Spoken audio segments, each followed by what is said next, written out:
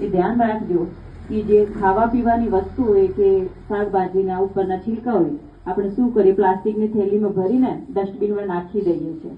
તમે વિચારો, એ શાકભાજીના ખાવા માટે કોઈ પણ ગાય આવશે તો એ કોથળીને ખાઈ જશે, અને પ્લાસ્ટિક જ્યારે એને પેટમાં જશે તો એ ગાય મરી પણ શકે.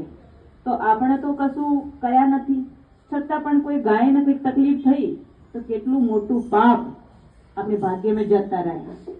તો એક બાજુ તો આપણે કહીએ એના આપણે તો પ્રકૃતિ પતિ છે, ત્યાં પ્રકૃતિ આપણી દાસી હશે અને પ્રકૃતિ આપણી સેવા કરશે. પણ ત્યારે જ્યારે આપણે આ સંગમ યુગમાં પ્રકૃતિની સેવા કરી તો સંગમ યુગમાં આપણી જવાબદારી ના સિર્ફ મનુષ્યાત્માઓ સુધી છે, આપણે પ્રકૃતિને પણ સકાશ આપીએ, પાણી વેસ્ટ ના કરીએ, હવાને પોલ્યુટ ના કરીએ. એક વખત મારા કોલેજમાં મને ખબર છે કે એક બહાર NGO વાળા કોઈ આયા હતા, એને પ્રતિજ્ઞા કરાઈ કે આપણે કોઈ પણ એવા ઓટોમાં નહીં બેઠી કે જેને અંદર ધુમાડા નીકળતા હોય કે જે પોલ્યુશન ફેલાઈ રહ્યા હોય.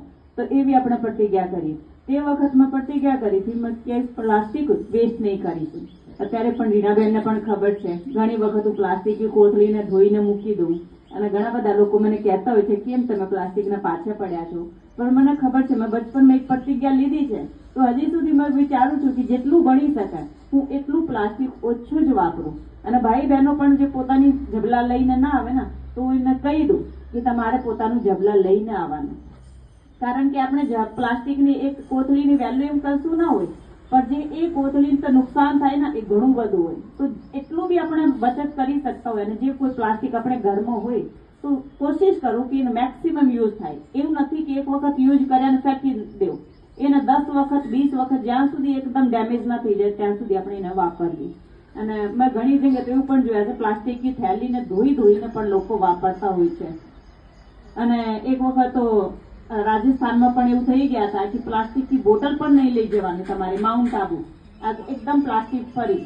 તો આપણે એવું લક્ષ્ય રાખીએ, કોઈ આપણે ઇન્સ્ટ્રક્શન આપે ને પછી આપણે કરીએ. આપણે અંદર પોતાની અંદર એવી શુભ ભાવના હોવી જોઈએ કે આપણે પ્રકૃતિને કેવી રીતે બચાવીએ, પ્રકૃતિની સેવા કેવી રીતે કરીએ. તો એ પણ આજે આપણે દ્રઢ સંકલ્પ આપણે બધા કરીએ કે જેટલું બને એટલું હું મારું સહયોગ પ્રકૃતિને સ્વચ્છ બનાવવા માટે, વાયુમંડળને સ્વચ્છ બનાવવા માટે કરીશું. જેટલું આપણે મનસા સેવા કરીએ ને યોગમાં, એના કરતા આપણે કર્મ દ્વારા પણ સહયોગ આપીશું. ઓમ શાંતિ.